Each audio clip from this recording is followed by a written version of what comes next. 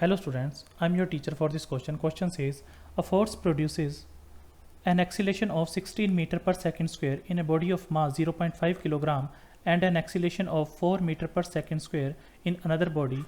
If both the bodies are fastened together, then how much acceleration will be produced by this force? Given that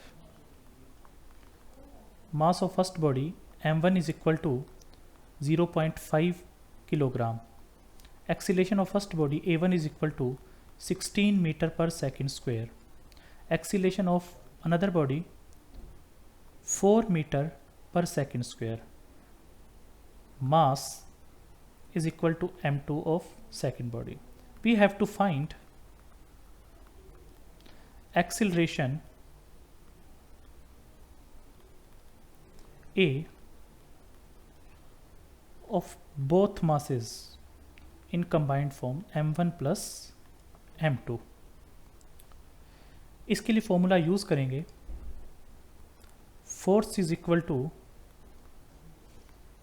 mass into acceleration.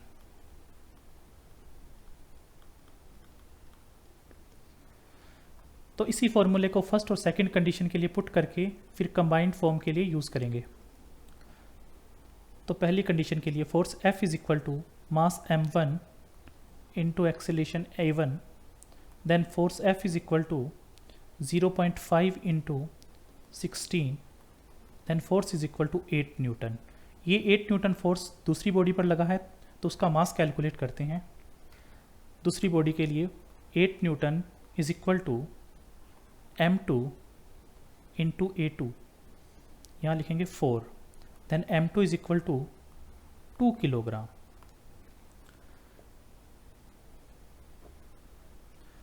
अब इसी force को m1 और m2 के लिए combined form में use करेंगे. तो यहाँ लिखेंगे फोर्स 8 इज इक्वल टू, दोनों का मास होगा 2 प्लस 0.5 और एक्सीलेशन है a. Then acceleration a is equal to 3.2 meter per second square.